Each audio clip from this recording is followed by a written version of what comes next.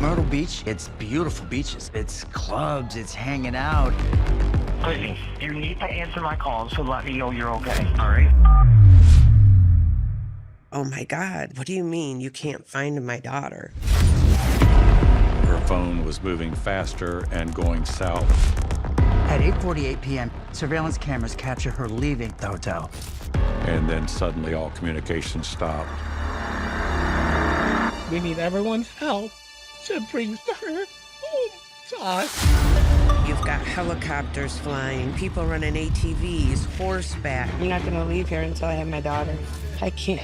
There were thousands of tips. She said, that girl. And I said, what girl? We think she was held here against her will. The FBI, they had a hell of a story. They're describing what just happened to my best friend. It's awful. Somehow that got leaked to the media. People ran with it, they went nuts. You know anything about the missing teenager? You know what? We're gonna call the police in a second. You better split. I don't know the truth. I don't know who it was that night. We kept hitting wall after wall after wall. What came next, everyone was unprepared for it. It's like when my heart just dropped.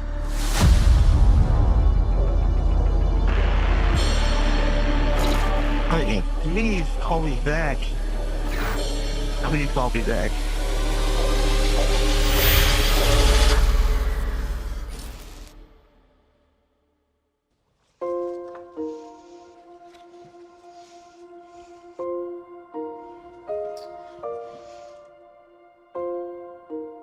Brittany was a good little girl. I mean, she would do backyard shows. You can see in the pictures where she always had a lot of fun. Right here, this is where she used to do her backyard shows, right here on this little playground. She'd get up on the top with a little microphone and she'd be singing away. It will be Fido in a football again. Break the ball, break the cradle again. I just wish we could go back to these days. I had dated Brittany's dad when I was in my, I think it was my junior or senior year in high school. And I had ended up getting pregnant with Brittany, and we weren't together at the time. When Brittany was born, her father loved her so much, but he felt like he couldn't take care of her because we were both young when we had her. And then I ended up meeting Chad, and he ended up adopting Brittany. He was just like, this is my little baby. We had Marissa probably about 2 years after that. And then we had Camden. Brittany was kind of like a mom to both of them. Me and Brittany were 6 years apart. She loved having a little sister. I would be just going in her room, laying next to her, just talking. She would advise me what to do and what not to do in relationships when I grew older. Brittany and I met when I was 15 and she was 14. It was a relationship that formed almost immediately. Brittany was an athlete and Brittany was a soccer player. So we would see each other on the soccer field, and she was the absolute fastest player on that field. I mean, if she had the ball, you were not going to catch her. Brittany was teeny tiny, but absolutely stunning. Her eyes just shine. She was vibrant. She was funny. She could make you laugh till you had tears streaming down your face. With her energy and the kindness that she shows, she was constantly making friends. John Greco, her boyfriend, was to her like her first true love. You're young and you're gonna go through ups and downs, and they did, just like anybody else at that age. But John was her, absolutely her everything. And, you know, he felt the same way about her. He loved her very, very much.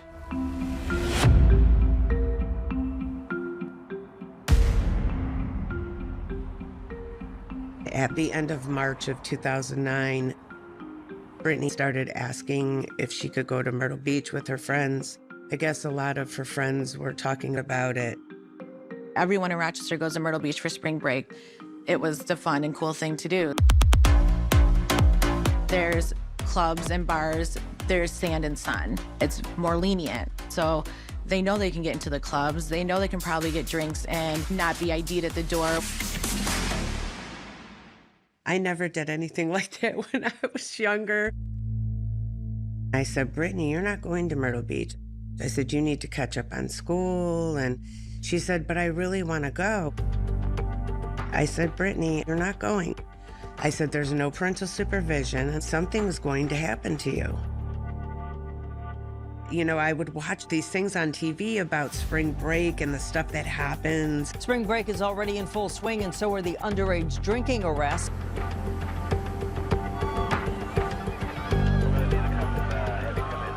With her being only 17 years old, her being as beautiful as she was, I didn't want anybody to take advantage of her. She was so angry with me. And I mean, she called me every name in the book, and she was just really upset. Back then, I think Brittany was going through a tough time with Dawn and her dad. At the time that she wanted to go out to Myrtle Beach, my sister was going through a depression because my dad and my mom were going through a separation. At her age, she understood why they were getting a divorce. But I think she was like, am I not going to have the same home life? Am I not going to be with them all the time? Chad had left the house, and Brittany, I think at that point, she just wanted to get away. She wanted to get away from, you know, the arguing and going back and forth and, you know, the divorce. And I feel horrible. I feel horrible because she was going through so much. Later that night, she said, Mom, can I stay at my friend's house for a few days since it's my spring break? And I said, yes, as long as there's parental supervision, that would be okay.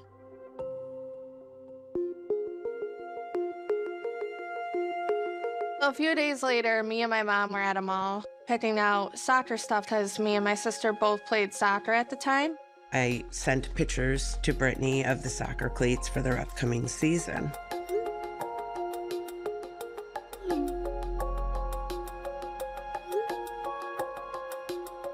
And I said, well, what are you doing later? And she said, we're gonna hang out here and then watch a movie. And then she said, like, I'll see you tomorrow, Mom, I love you. That night, I was getting the kids' pajamas on and my phone rang. It was John Greco. He said, Brittany's in Myrtle Beach and they can't find her. What do you mean you can't find my daughter? I was like, oh my God. John and I knew that Brittany was in Myrtle Beach. She had gone down there with these girls that were older than her. They were people that she knew from just going out and through mutual friends. She had invited me to go with her. I was working full-time and I couldn't go. She asked John, but John was working full-time as well. And he told her, he was like, go have a good time for me. It was between 9:30 and 10 o'clock. John called me absolutely frantic that he can't get a hold of Brittany. When John called me, I started calling Brittany's phone. It was ringing and ringing and ringing. And then went to voicemail. We knew that her phone wasn't dead because it's still ringing. This is not like her. Brittany was on her phone all the time. Brittany would text, that's all she did, 24 hours a day. Dawn kept calling her, and then I would call her from my cell phone. Everyone was very, very frantic. Look at this, just funny, Law, wondering how you're doing today. Give me a call if you get a chance. Brittany, it's John. This better not be a joke. Nobody knows where you are. We're going to call your mother. Tell them you just have to call me so it's a town, please. You leave and call me back. Just give me a quick text so I know that everything's okay. As long as you're okay. So I know you're okay.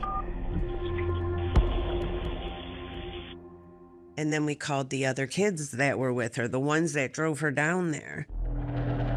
They said they hadn't seen her since the morning. They were all trying to find Brittany as well. All of a sudden, her phone just stopped ringing. It just went directly to voicemail. Hey, leave a message and I'll get back to you soon.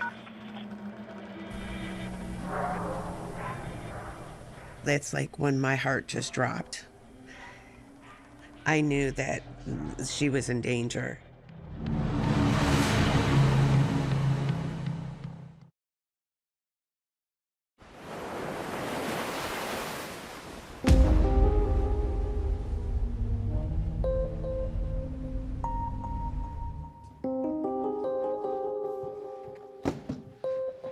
My name is Steph Watts. I'm an investigative journalist, and I covered the Brittany Drexel case. When people think of Myrtle Beach, it's a destination area. It's beaches, it's a strip, it's clubs, it's hanging out, it's sun and sand, and it can be a fun place. Unfortunately, there's a much darker side to it. Right now, the police department is working with multiple agencies to help keep crime at bay. When you have a place like Myrtle Beach where people are going to party, that can open up a window to a much darker world. Human trafficking, excessive drug use, and violent crimes. Bullets and robberies here in Myrtle Beach. When you actually dig into the numbers and the crime stats, it's pretty shocking. Especially back in 2009, Myrtle Beach had a violent crime rate that was more than 3 times higher than the national average. So Myrtle Beach is not some little small town police department. When we found out Brittany was in Myrtle Beach and they couldn't find her, everyone was in a panic.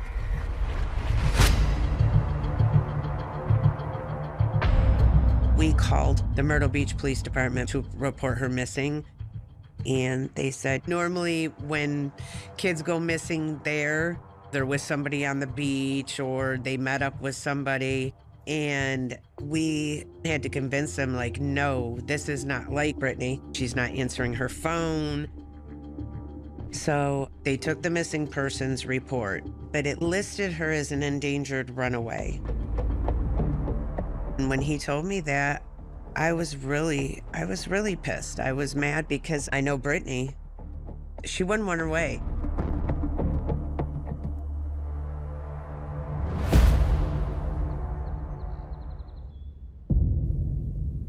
The next morning, I thought, you know what? I'm gonna go to Myrtle Beach. I mean, I had to find Brittany. When Dawn had called me and I said, okay, yep, I'll come with you. So we packed up. I drove all the way to Myrtle Beach. It was John, her boyfriend, myself, and Brittany's grandparents and Brittany's mother, Dawn. We're just gonna go get Brittany and bring her home. On April 26, 2009, I was at my desk and I had one of the detectives come in with a patrol officer that had taken a report of a missing person. Missing persons reports, generally they're resolved within 24 hours. But in this case, the detective saw that there was a lot of red flags. We found out that Brittany Drexel was an athlete. She didn't drink, didn't do drugs, and didn't have a history of being a party girl. Also, she had been in constant communication and abruptly stopped, and no one had been able to reach her. One of the first things we did in the investigation is go to her hotel where she was staying.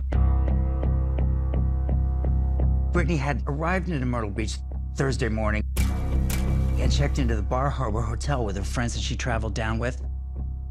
That's 2 days before she disappeared. All of her clothes were there, everything was there. When she went missing, all she had with her was some money and her phone. It was quite evident that she hadn't run away.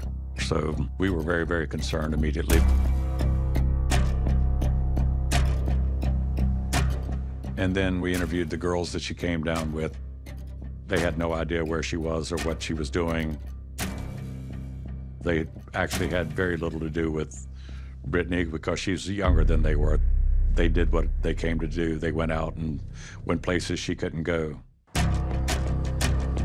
Brittany was kind of left to fend for herself in Myrtle Beach. It's possible things really went wrong for her. The girls were scared as well. Someone that you came with is no longer answering your cell phone.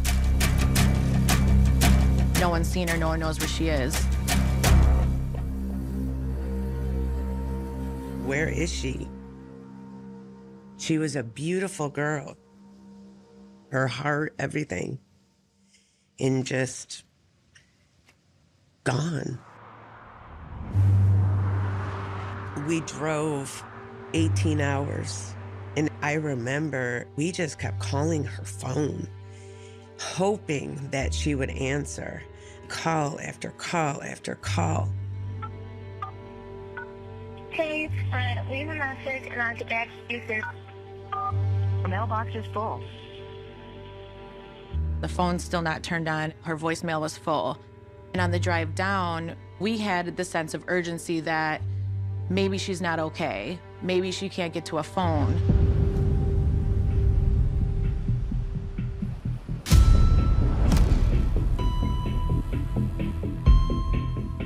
The next day, as soon as we stepped outside of that vehicle in Myrtle Beach, it was boots on the ground for all of us.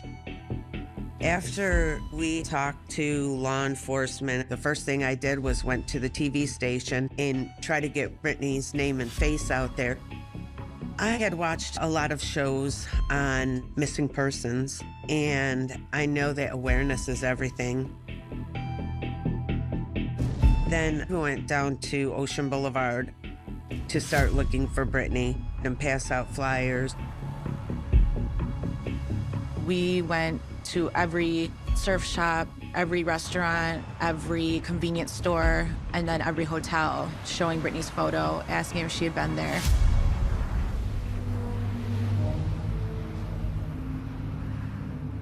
And once it got dark that night, Brittany's boyfriend, John, he was like, I'm staying out here. I'm not done looking for her. That very night, a local news station airs a story on the disappearance of Brittany. Someone who could have taken her, she could be laying dead somewhere. It's tearing me up inside. I was very, very, very upset. Within just hours of the first story airing, multiple people reported seeing someone who looked like Brittany Drexel on a bus in Myrtle Beach. It gave us hope. We're like, okay, she is here.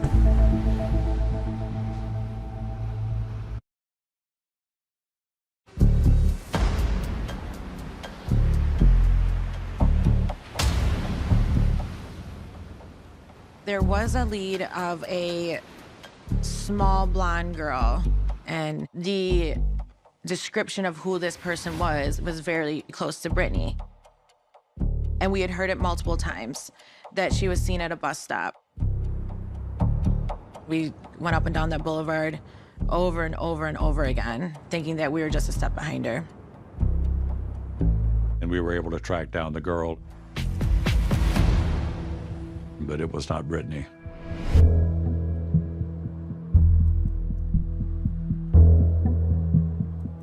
When you have a missing person, you try to look at all possible aspects of what could have transpired. We wanted to make a timeline to give us a roadmap of where she went, what she was doing for the last 3 days that she was here. One of the first things we did was get Brittany's phone records, and they had told everything that she was doing. We learned that she was texting nonstop the whole time she was here with her boyfriend, John Greco.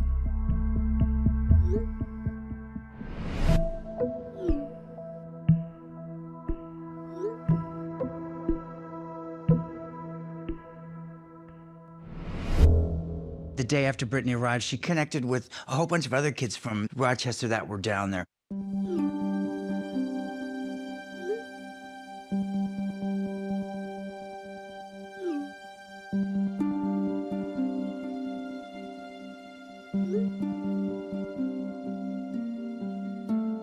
Brittany was having a great time, but a couple days into the trip, things weren't going so well.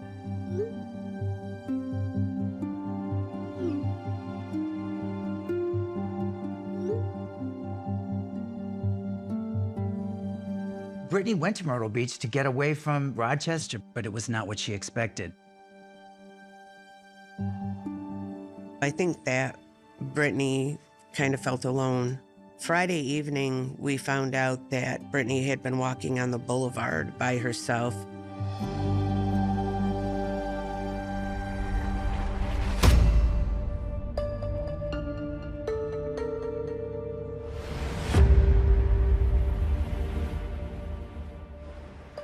Saturday, the day Britt went missing, detectives learned that she started the day off by herself at the beach.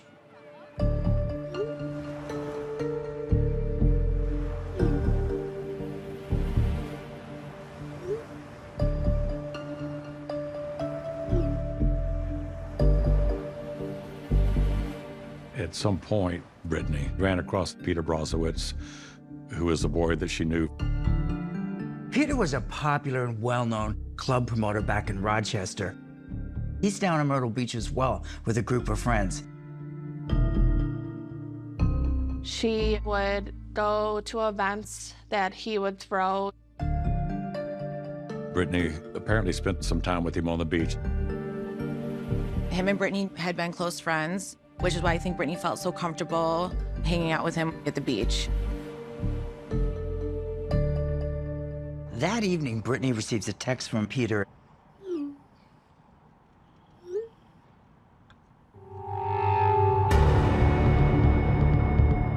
The phone records also show that at 8 p.m., Brittany went to get those shoes.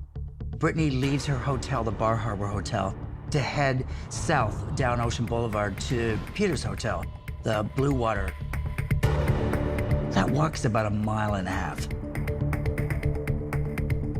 One of the first things that we did when we found out where Brittany was going, we checked all the cameras along Ocean Boulevard. We actually were able to get one video of her walking south, somewhere around 6th Avenue South.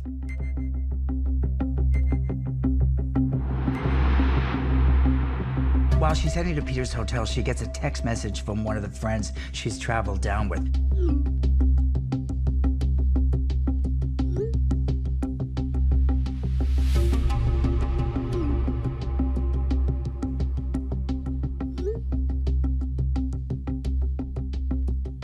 I know my sister, she was annoyed and probably like, F this girl. Like, why are you really mad over shorts? Like, really? After walking a little more than half an hour, Brittany arrives at Peter's hotel at 8:33 p.m. The Blue Water had cameras at the door that showed Brittany coming in, so we knew that she had in fact reached her destination.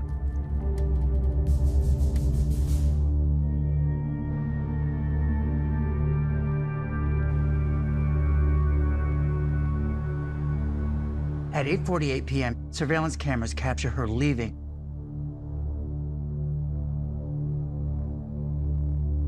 She was alone going out. There was no indication of being followed or duress. But it appeared she was not in a good state of mind when she left Peter's hotel. While she was heading back, she was conversing with John Greco.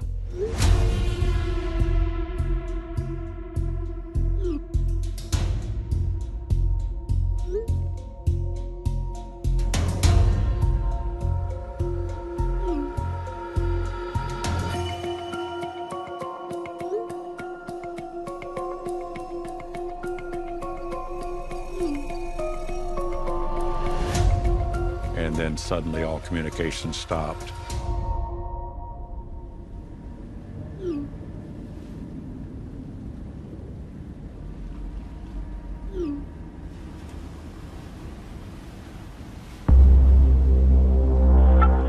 Hey, leave a message and I'll get back to you soon.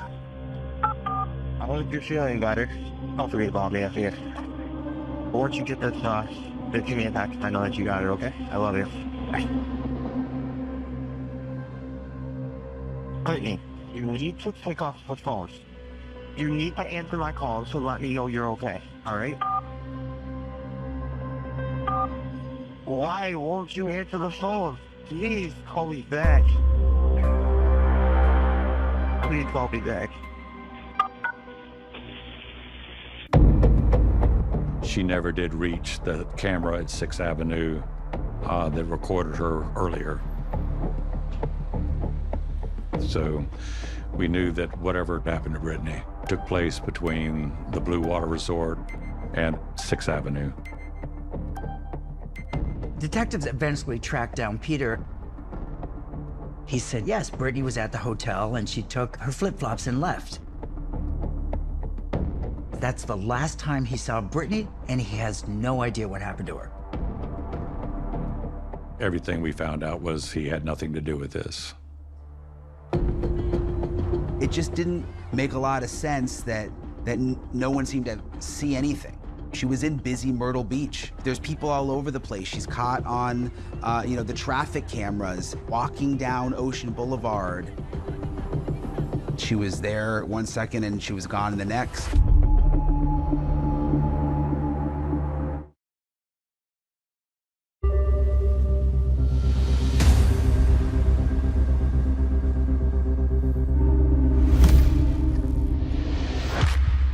In the last 24 hours, there have been no more reported sightings of 17-year-old Brittany Drexel, who went missing here in Myrtle Beach.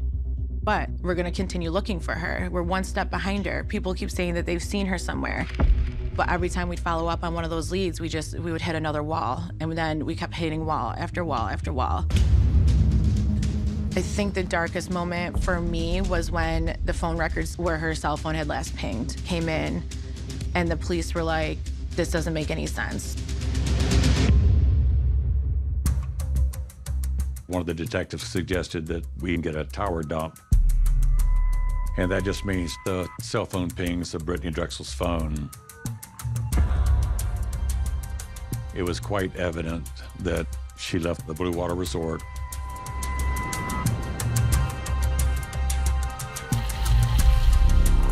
Was heading back to the Bar Harbor where she was staying,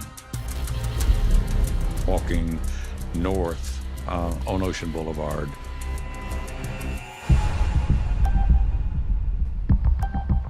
And then suddenly her phone started moving faster and going south on Highway 17. Every tower that she would pass would ping. And by the rate of travel, she was obviously in a vehicle of some kind. She went south from Myrtle Beach and through Georgetown, and then south of Georgetown toward the North Santee River. The last ping was in the area called the Pole Yard.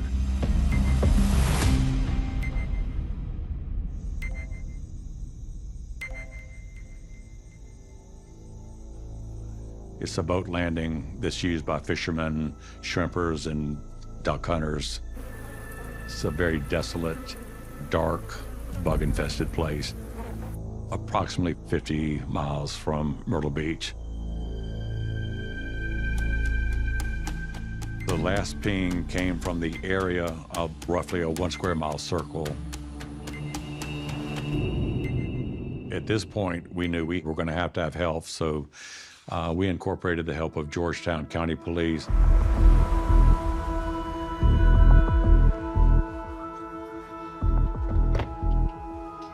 My name is Hank Carrison.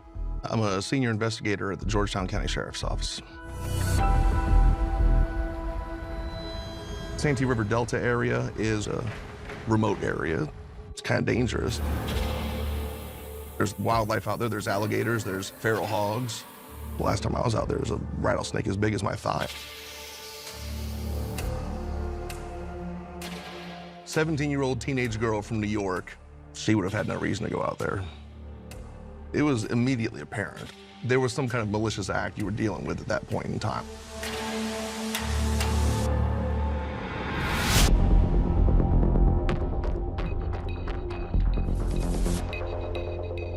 We started our searches down along the North and South Santee River. We're looking for any human remains. We were also looking for evidence of a crime or some kind of crime scene. With a helicopter, they're mapping search zones around the cell phone tower. Georgetown County Sheriff's Office ran boats in the river with side-scan sonar looking in the water for anything. There was ground-penetrating radar, to see if there were any shallow or clandestine graves that were dug in the area. We were brought to the area where they were searching. It's just all woods, like going all the way there, and then you have the water, and then you keep going further, and there's more woods. I'm not going to leave here until I have my daughter. I can't. Even though I have 2 small children at home, I can't. They searched from sunup to sundown. You've got helicopters flying. You've got people running ATVs, horseback. The Q Center for Missing Persons did multiple searches on Brittany in a lot of different areas. It just everybody out there searching for your child.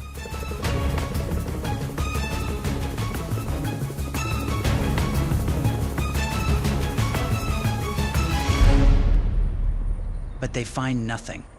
No traces of Brittany, no sign of a crime, no cell phone, no articles of clothing, nothing.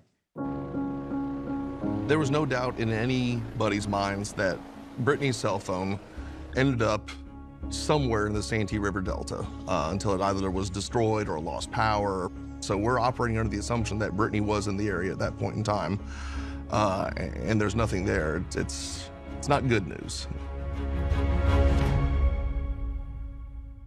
But I just had to keep going. As much as I could get her out on the media and as much as I could tell her story.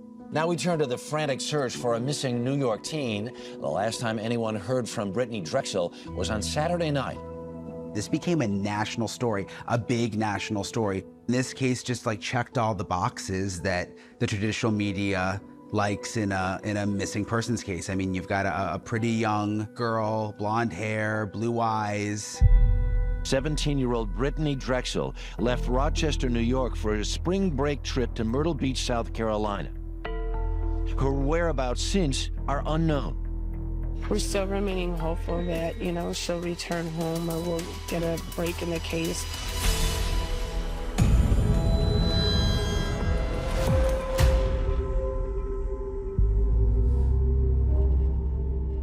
But at some point, people had to get back to their lives. John and Tara, exhausted, sad, and frustrated, returned home to Rochester.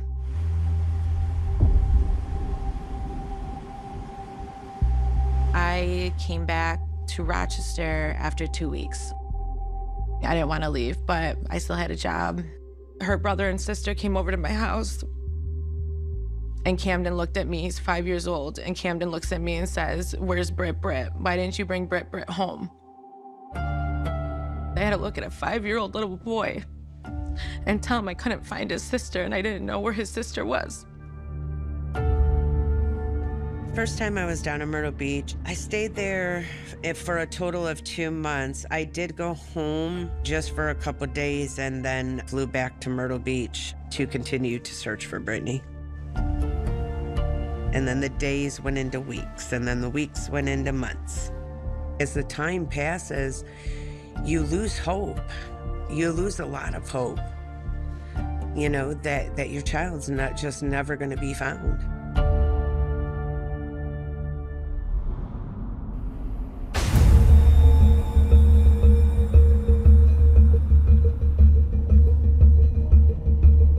In July of 2010, more than a year after Brittany disappears, The Myrtle Beach Police Department get a call from a young woman who claims that someone attempted to abduct her in the same area that Brittany Drexel disappeared. She was walking down Ocean Boulevard and a van pulled up and 3 men attempted to abduct her. The young woman says she managed to fight them off, but was able to describe the van and what the men looked like.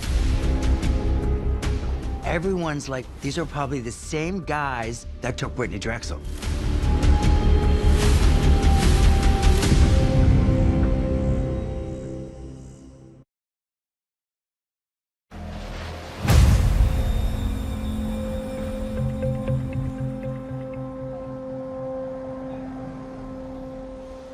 News breaks quickly of the young woman's attempted abduction, and it really got people excited that maybe they were going to find out what happened to Brittany Drexel.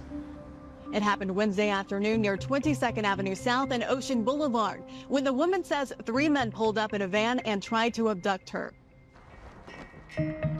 Myrtle Beach police take a photo lineup and ask her to if any of these faces look familiar. She identifies one of the men as her potential abductors. The police identify him as a man named Sean Taylor. It turns out that Sean Taylor lives in McClellanville, which is close to where Brittany's cell phone last pinged. Police arrest him for the attempted abduction of this young woman. Sean Taylor tells police that he had nothing to do with the abduction. He claims it was 30 minutes away at a restaurant, and there's no way he could have been on the strip on Myrtle Beach, and there's no way he could have been involved. Police don't believe him. Sean Taylor also said that he did not have anything to do with Brittany's disappearance. Then at some point, he shut down and refused to talk anymore. Sean Taylor's released on bail while the police continue their investigation. Detectives eventually track down security footage from the restaurant that Sean Taylor claims he was at, and they see him there, placing him at the restaurant at the same time that this young woman said she was being abducted. And they dropped the charges against him. They're convinced Sean played no role in this latest attempted abduction or Brittany Drexel's disappearance. You had your ups and you had your downs. You would get a good tip in and then it didn't work out. It was a crazy roller coaster ride, I can tell you that. With no new leads, it's slowing down. And so there's other cases that they need to work on that have evidence or have more solid leads. And at this point, there was nothing until 2011.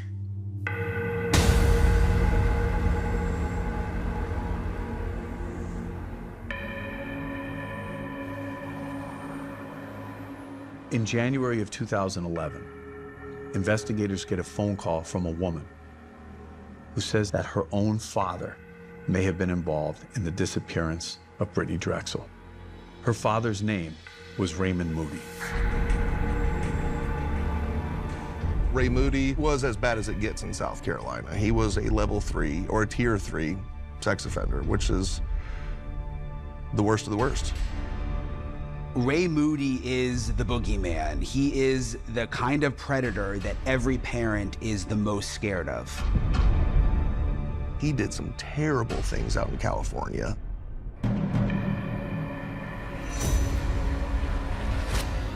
Kidnapping and sexual assaults of multiple young girls. Jump out of the bushes, snatched off the sidewalk, walking to school, thrown in the back of the van, driven to a remote area, raped horrifically. This guy was a monster. Raymond Moody's daughter says she got this information from a man named Ernie Merchant. And it was Ernie who had said that he had reason to believe that Raymond was involved in Brittany's disappearance. My name is Ernie Merchant. I am a former romantic partner of Ray Moody. When I was visited by law enforcement, Ray and I were not together. I hadn't seen him in maybe a year. I said, is this about the Ray Moody situation? And they said, yes, it was. Can you come down to the sheriff's department? I wanted to be very cooperative and as transparent as I could be. So I told them my story with Ray Moody. It was about 1998, a period of my life where I succumbed to methamphetamine addiction, which ultimately led me to prison, which is where I met Ray Moody. We talked, we told each other our life stories. We spent a lot of time together. He took care of me in that prison. He kept me safe.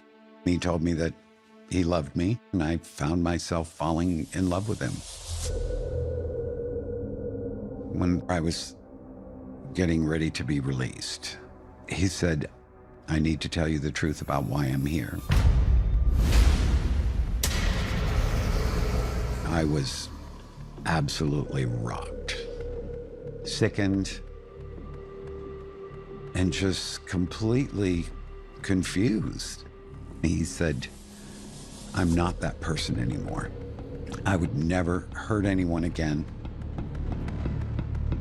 When I left the facility, Ray and I continued to communicate and to make plans to be together in the outside world. Ray was a native of Georgetown, South Carolina, and in 2005, moved back to the area after 20 plus years in prison. And I decided to move here to be with him. We found a job in a local cabinet making shop. And we just lived a very quiet life of domesticity. It wasn't until later on that I discovered that Ray was having an affair. Her name was Angel Voss. He said, I just wanted to do something different. I just want to go have some fun. And I just said, that's it. You know, this is over. He moved out of the house and moved in with Angel. But Ray was still around. He had the garage set up as a wood shop. So occasionally he would still be working in there. He would come and go. During this period, I heard about a young girl that had disappeared in Myrtle Beach. You know, there were billboards. Everybody in town knew about this. One day, he was working at my house, and his girlfriend, Angel, called. She was obviously very inebriated and hysterical. She did not want Ray at my house. She wanted him to leave immediately. I felt that she was threatening him. And she said, I know things. I will send us both to prison before I will let him go. And I'm like, what are you talking about? And she said, that girl. And I said, what girl? She wouldn't tell me who. Wouldn't tell me what it was about. But the first thing that came into my mind was, is she talking about Brittany Drexel?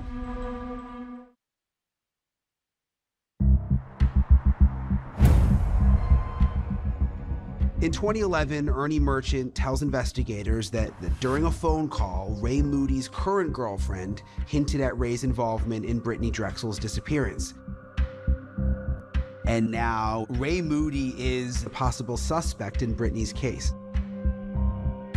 And I told them, I confronted Ray.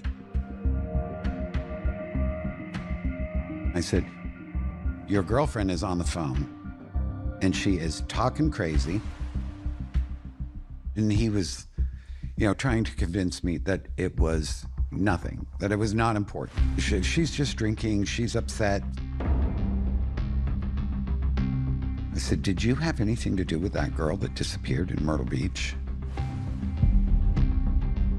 He told me, of course I didn't. I would never do something like that. I told you I would never hurt anybody. And I accepted it. I didn't have any reason not to. And the police asked me if I would be willing to wear a wire to get him to say something to expose himself. And I told them that I did not feel comfortable with that. If you really believe that he murdered this girl, then what's to stop him from murdering me if he thinks that I'm a threat to him? The detectives then determined that the best probable course of action would be to take a run at Moody's girlfriend, Angel Voss. So Mike Hull from the city of Myrtle Beach and Phil Hanna from Georgetown County Sheriff's Office brought her in to the sheriff's office for an interview. Angel. She comes in, everything's polite, convivial. You did Raymond Moody, correct? Yes. All right. Well, let me tell you stuff about Raymond. You may or may not know. In early 80s, he was arrested. I think she was aware of the rapes, but I don't think she knew the specifics behind them. He never said anything to me about children. I thought they were all over teenage girls. And she at least appeared to be very surprised that the children, the victims, were that young. We're going to talk to you about all this stuff. One thing in particular is this, the Brittany Drexel. She was missing April 25th, 2009. Okay. I mean, I be honest, I can't tell you where I was 2 weeks ago or really where he was. Do you remember calling Raymond's phone? He was at Ernie's house, and Ernie picked up. Got it? I'm sure that's probably happened a bunch of times. Be honest, because he's been so back and forth between me and Ernie. So I'll tell you that you made the comment that Raymond had told you something about being responsible for the disappearance of that young girl. Would I remember saying it? No. In the interview, Angel's kind of smirking. She's denying she knows what these detectives are talking about, but her demeanor says otherwise. I think I know some of the things in summer, okay? I don't know. Well, just let me finish. But I know that it said. Let me finish, okay? I think you did, okay? So I'm asking, I'm begging, please just be totally honest, okay? You're gonna tell me, but I don't know what I can do. I don't know anything. You made a phone, okay? You're out there going to prison based off what you know. Do you think you could be responsible for Brittany Drexel's disappearance? I think you could be responsible for anybody's disappearance. Just dreams he said he had, like snatching girls off the street and raping them and then taking them somewhere and dumping them. What do you say he would do with them? Well, he's gonna rape them for hours, and then he's gonna get rid of them. But they can't tell on him. You got a great white shark in the neighborhood, and there's a shark attack. And you know that that shark has bloodlust because he's telling his girlfriend.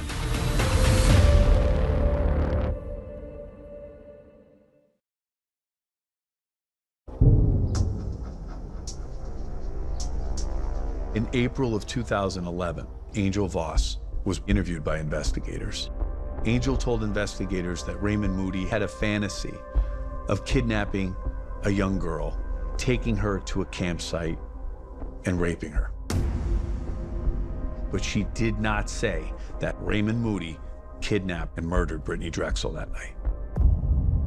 She never gave anything concrete, but it just further solidified everyone's belief that Ray's the guy.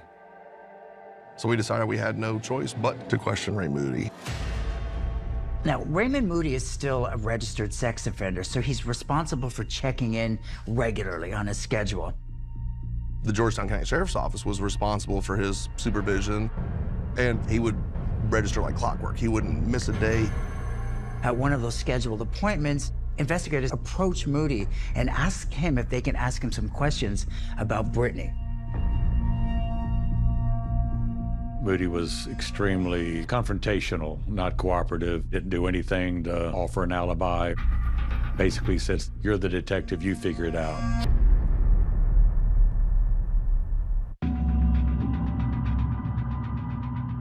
Investigators uncover that in 2009, when Brittany disappeared, Raymond Moody was living at a place called the Sunset Lodge, real seedy hotel outside of Myrtle Beach, and not that far from where Brittany's cell phone last pinged. 2 years after Brittany's disappearance, investigators traveled to the Sunset Lodge armed with a search warrant. The fact that this search occurred 2 years after Brittany's disappearance certainly complicates things, but it's not impossible to find blood, DNA type evidence in those situations. They cut out pieces of carpet. They cut out pieces of the floor. This is a meticulous search for any piece of evidence that could have put Brittany Drexel in that room. Myrtle Beach Police and the Georgetown County Sheriff's Office pulled boxes and bags full of something from the room. Meanwhile, the media kept their eyes on Raymond Moody for what happened to Brittany Drexel. I was watching the news in my dad's living room, and they show Raymond Moody on TV. Do you know anything about the missing teenager? No, I do not. Can you tell us where you were back in April of '09? Goodbye. Ray, can we talk to you for a minute, real quick? You know what? We're gonna call the police in a second. You better split. Can you tell us where you were in April? I got nothing to say to you. You understand that? I have a feeling that is the guy. He just looks sickening to me. We had this person, we had all this evidence taken out in boxes from the Sunset Lodge. But the search of the Sunset Lodge turned up nothing. Investigators struck out. They hit a wall when it came to Raymond Moody. I wish we had had more going, but we were dead in the water. We had nothing on Moody. If it was Raymond Moody, the police would have had him.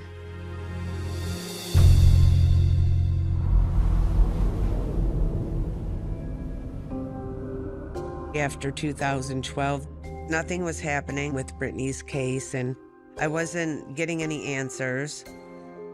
I felt alone in doing this because it was just me. I felt like I was the only one fighting for her. And then I met Kim. I remember when Brittany went missing in April 2009. She stole my heart. Brittany stole my heart. When Dawn called me, I immediately went to Rochester, spent a week with her. Dawn said, "Kim," she said, "I don't think we're ever gonna find her." She actually had gotten to that place where it's just not ever gonna happen. There was not a ton of communication with law enforcement, and I felt like, this is my child. I need to know what is going on. She was still being told that it was an active case, but she got no answers. And then in 2016, Dawn got a call from the FBI. They wanted me to come in for a meeting, and they wanted to have that meeting before it got out in the media. So we went to Myrtle Beach. They brought me in, and we sat around this conference room, and they proceeded to tell me what they thought happened to Brittany.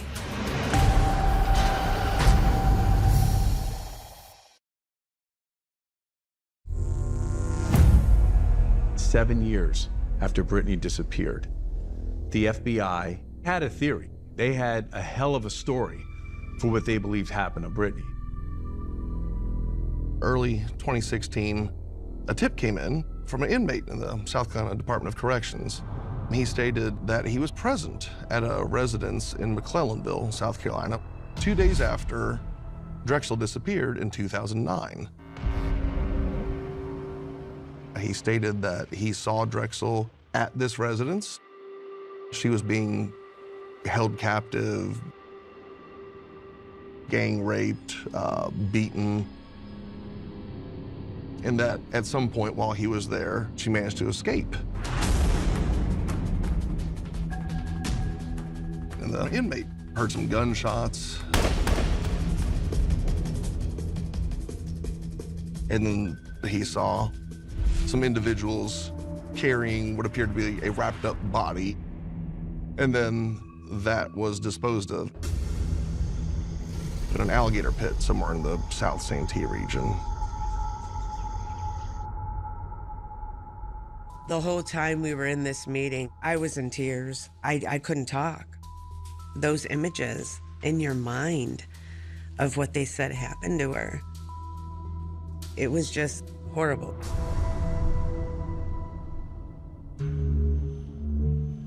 The informant specifically identifies as people who were in that room with Brittany Drexel to be Timothy Taylor and his father, Sean Taylor. Sean Taylor is the same man who 6 years earlier had his face plastered across the news as a possible suspect in Brittany's case. The informant said Timothy Taylor was the kidnapper. It was Timothy that grabbed Brittany Drexel on Ocean Boulevard. The FBI said, in addition to the jailhouse informant, there were other individuals coming forward claiming that the Taylors were involved in Brittany's disappearance and murder. Still, the FBI didn't have enough evidence to charge Sean and Timothy Taylor with their alleged roles in Brittany's disappearance. Timothy was interviewed by law enforcement, and he acknowledged that the night of Brittany's disappearance, he was with friends in Myrtle Beach. But Timothy repeatedly denies doing anything that was alleged by the jailhouse informant. The FBI and members of the investigation held a press conference to say that the public needed to participate and assist them. What we've come to discover through the course of the investigation now is that Brittany Drexel did leave the Myrtle Beach area. We believe she traveled to this area around McClellanville. We believe she was killed after that. Basically, they wanted people to come forward to verify the story. And that's what they had me do within that press conference. We need your help so we can find Brittany's remains and bring her home to lay her to rest. And make sure that monsters like this can no longer victimize this community or kill anyone else's child. We need your help. We need everyone's help to bring something from her home to us. We need your help. At the press conference, horrific and brutal details of what happened is not released at that time to the public, and they never, ever once say, it was the Taylor family. Somehow that got leaked to the media, and in this case, people ran with it. They went nuts. This was the moment that everybody had been waiting for. Finally, we know what happened to Brittany Drexel. We are learning more tonight about what may have happened to Brittany Drexel. An FBI agent testified that witnesses have come forward saying Timothy Taylor was involved in Drexel's disappearance. Drexel was allegedly sexually assaulted, killed, and then later fed to alligators. I'm watching it on the screen as they're describing what just happened to my best friend. And it's horrific. It's awful. I was so angry. They bring up the name Taylor. I'm like, oh my gosh, this is the family who killed my best friend. And I remember almost going, oh, Ray didn't do it. So he wasn't lying. But Timothy Taylor wasn't going to court for Brittany's murder. No charges have been made related to this case, and no word on how long this investigation will take place. Although they were not charged, all eyes were on the Taylors for what happened to Brittany Drexel. There's no evidence to support the accusations. This is why the homicide case hasn't been charged. I was waiting for the evidence. I was waiting to hear what it was that connected him to Brittany. Where was the DNA evidence? Where is her body?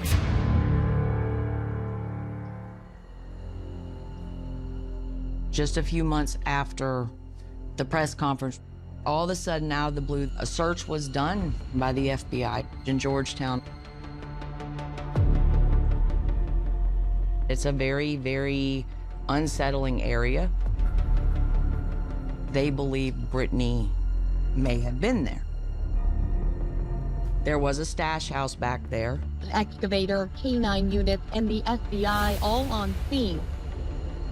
It was a 3-day search. I was there every day for it. On the 3rd day, they brought in backhoes and uprooted trees.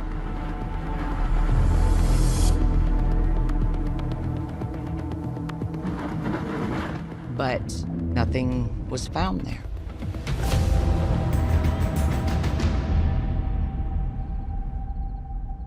At that point, the case against Timothy Taylor was falling apart. Dawn processed that horrific tale of what happened to her daughter and was then told, that can't be proven. I was pretty upset, and I told him, I said, look, I'm done with the smoke and mirrors. I said, I want my daughter found. But the investigators at that time believed the Taylors were responsible. This went on for years.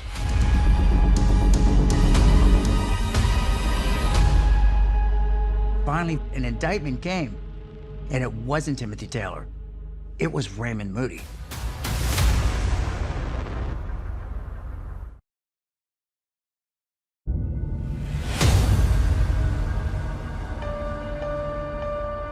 Federal investigators had done everything in their power to corroborate the allegation that Sean and Timothy Taylor had murdered Brittany Drexel. By 2019, the lead was shaping up to be just another dead end. A new team of FBI agents took over the investigation into the disappearance of Brittany Drexel.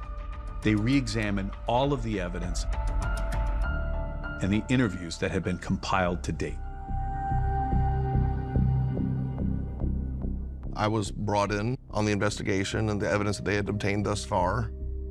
Take the evidence that we have, can we do anything with it now that we couldn't do back then? Can we re-interview witnesses? Can anything be enhanced? These investigators meticulously examined the video evidence of the vehicles that were traveling on Ocean Boulevard the night Brittany disappeared. At some point, they learned there was a Ford Explorer Raymond Moody was driving around that time. The Ford Explorer had been registered to Angel Voss's brother. Investigators were looking for that vehicle, and they found it. They know that Brittany's last text message was sent at 8:58 p.m.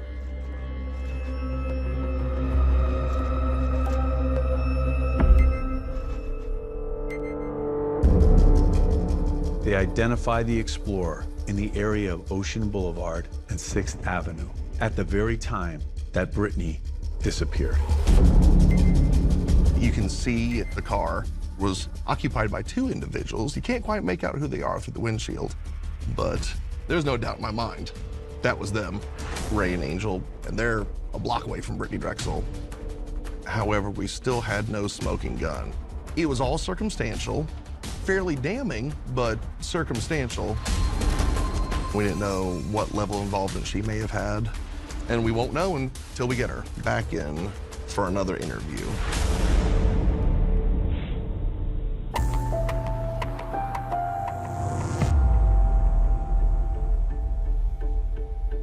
I wanted to kind of go back to the beginning on this thing and just talk to everybody who's been interviewed before. The Angel Voss that was interviewed in 2022 was a different person than investigators originally interviewed in 2011. Gone was the mentioning of how violent Ray had been. She was almost speaking in defense of him. He was 20 years old, you know, when we went to prison. You know, it comes out, he's an older man. Right. You know, it's just, the people change. That's why I never felt, you know, like I really had anything to worry about.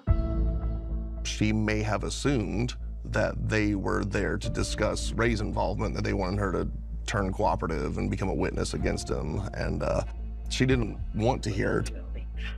Because if you're trying to accuse him of anything, then I'm not going to be involved in it. Because I say he didn't, okay? I say he did not. I'm not accusing him. I'm not, yeah, you are. That's what that was. I'm straightforward too. No, I'm straightforward too. I don't think he did. Angel started getting pretty upset, and I'm not going to let you, you know, say Ray did this. That's the truth, then. I don't know the truth. I don't know who it was that night. At that point, the investigators made it clear to Angel that they were now focusing not only on Raymond Moody, but on her. We have some information that tells us just a little bit more than kind of what you're telling us. Okay. And so that's why we're here. We want you to be as truthful with us as you can. Okay. Please. Yeah. Did you have any involvement in picking up Brittany Drexel? Hell no. Mostly did not. You were never in a vehicle with us? No, never a vehicle with me. No, period. Okay. No. You're absolutely positively positive. We just want the truth. Right, I know. Like, and whatever it is, we think you might know. Right. At the end of the day, we're looking for Brittany. Thank you, sir. The sports matters, right? She hadn't provided anything super useful, but ensured us that she was going to continue to be cooperative. She would field our phone calls and answer our texts, you know, when we call, when we text. She wouldn't tell Ray anything. She'll be out there. But Angel ghosted them. Angel never returned, and Angel did not participate in the investigation.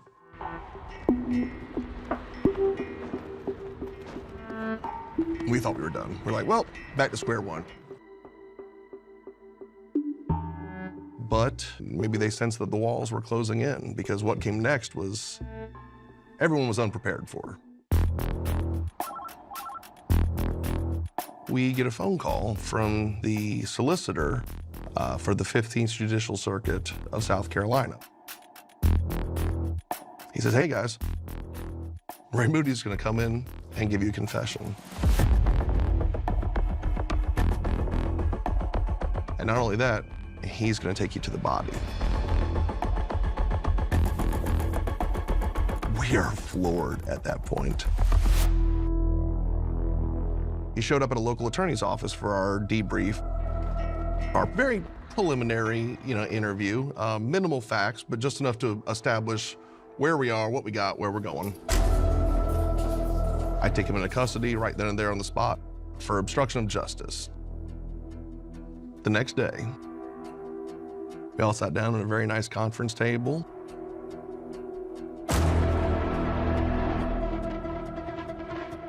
And he lays it all out.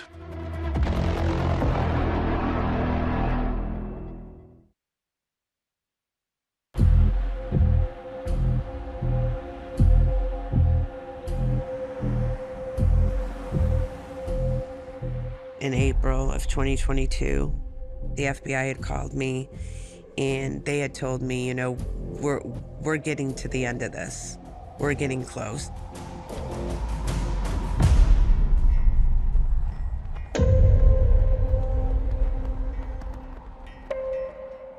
There's a lot of stuff that I remember like yesterday. When I was going down Ocean Boulevard, Brittany's walking on the sidewalk, and she had a pair of black flip-flops on her feet and a pair of red ones underneath. Angel was with you in the car? She was sitting in the passenger seat. Raymond Moody claims that he was present in Myrtle Beach that night. He and Angel had been smoking marijuana and saw Brittany Drexel walking alone on the sidewalk. She looked over, and I looked at her, I was smoking pot. She started laughing. She said, that smells pretty good. Do you like some? So, yeah.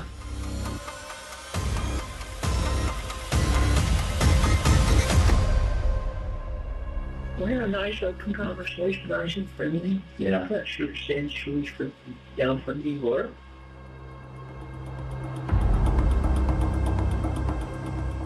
He and Angel then drove Brittany down to a campsite in Pole Yard Landing, South Santee of Georgetown County. We went down there and we parked and walked up to the tent and sat around.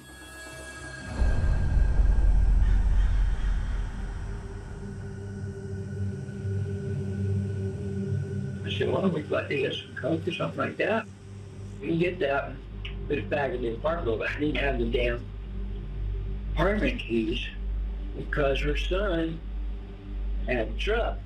And on the truck keys was the keys to the apartment. Okay. So I just volunteered to go get the keys from her son. And then shortly after that, that's when I made a bad decision.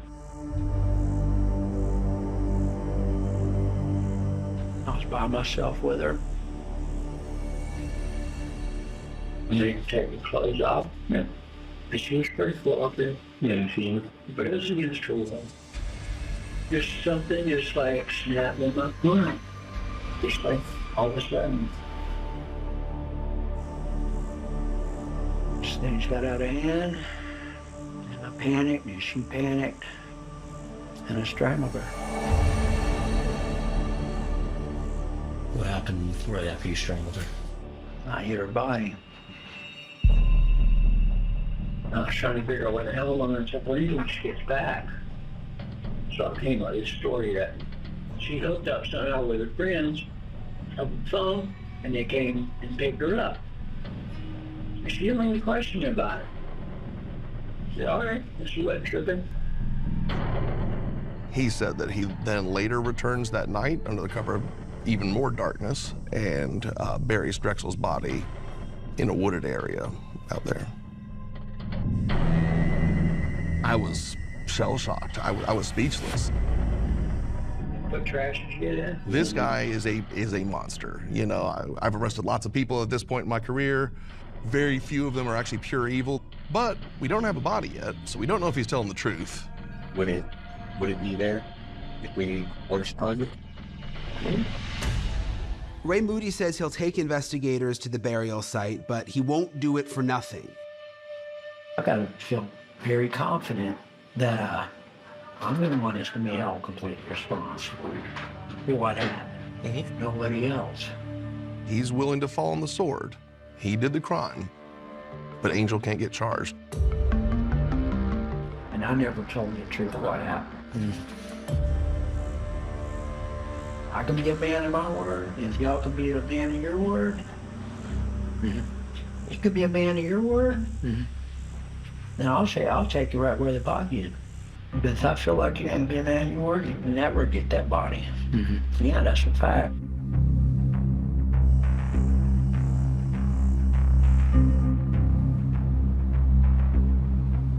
I was with Dawn at the time that the FBI contacted her and told her that they may be able to recover Brittany.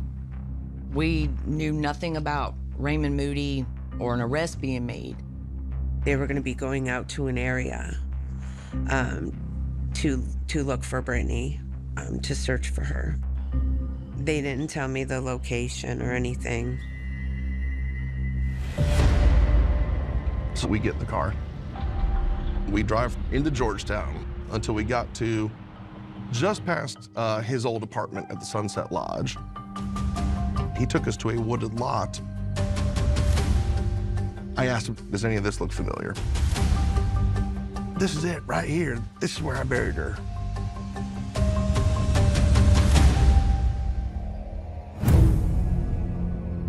We start digging Monday morning. We were cutting down trees and we dug and dug all day. Finally, a Georgetown County employee, he was working the excavator doing the dig. He goes, I got something.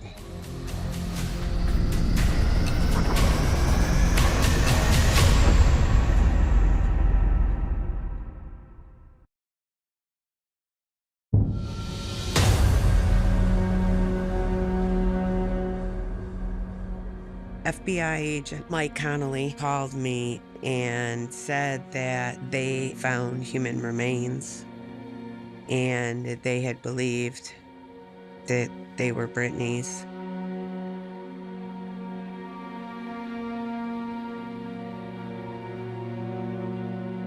Dawn called me, and it was the first time that I had heard tears in her voice. I cried too, because I never thought this day would come myself.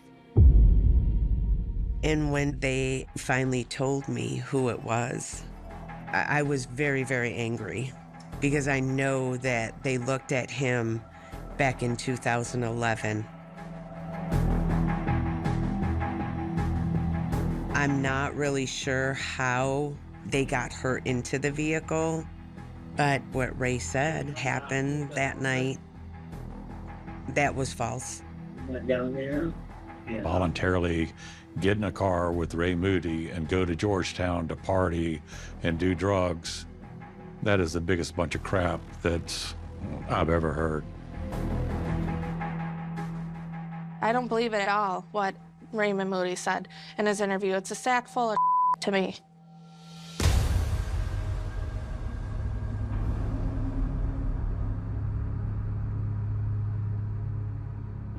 I don't think Brittany would have gotten in the car if Angel wasn't there. Maybe Brittany is like, oh, okay, this will be okay because she's just gonna drop me off at my hotel. Once she was inside that vehicle, what did she go through?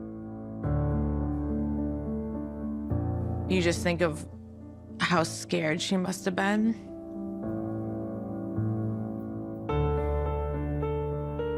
And how much innocence that she lost.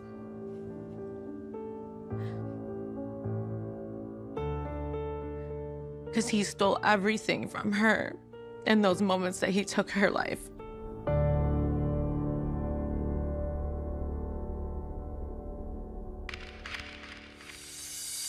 The Georgetown County Sheriff's Office charges against Mr. Raymond Moody are murder, kidnapping, criminal sexual conduct in the first degree.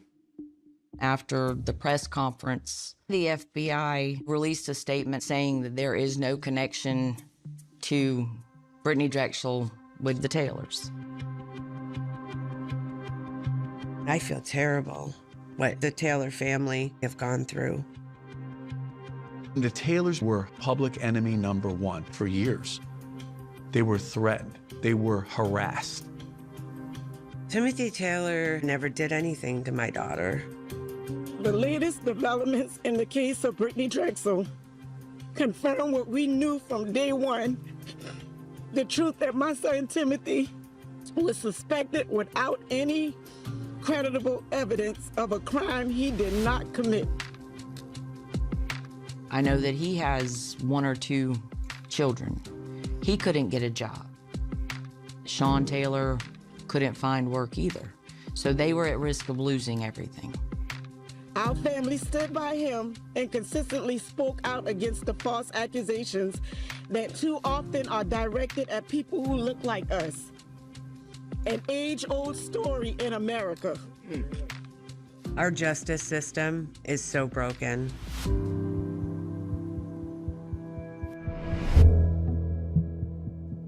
I one day received a telephone call from Ray Moody. I have to replay the entire thing through my mind every day. I asked him, how could you? How could you have done this? I'm not looking mad. I had this coming, so I can't believe this letter by myself. When those boys in McClellanville were accused of the crime that you committed, what did that make you feel like? Obviously, I knew what was going on. I was hoping they'd get convicted. That's what I was hoping. He was willing to let the Taylors go down for this crime. He was hoping they would be arrested for the murder of Brittany Drexel. That's who Raymond Moody is.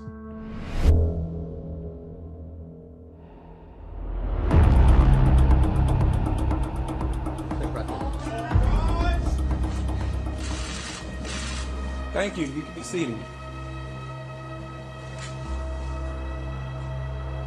I was in the courtroom with Dawn the first time she laid eyes on Raymond Moody.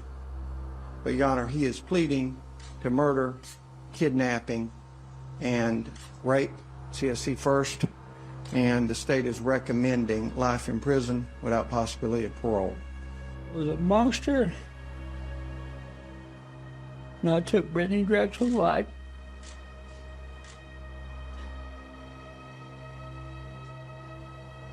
I don't have the words to express how horrible I feel.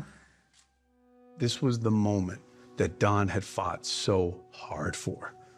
This was the justice that eluded her since 2009. Today we know the truth, and today, Mr. Moody, you face the consequences for that. I could just feel my blood boiling and almost in tears. And to keep monsters like you where they belong, in cages, so they can never harm again. You have no power over me or my family. Forgiveness is not part of this narrative today.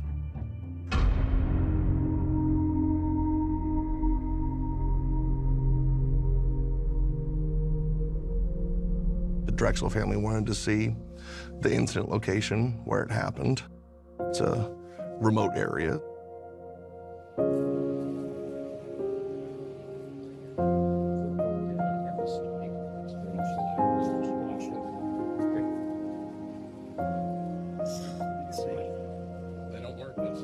She was face down, and that really bothered me. He just dumped her in there.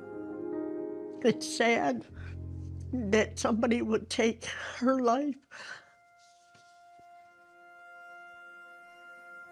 If we'll fight enough to fight again. Brittany wasn't just a victim. Brittany was so much more, and she would have been so much more had she given the opportunity to live her full life. She was a great person, and she was a great sister, and she'll forever be remembered in our eyes just like that. I just love and miss her so much.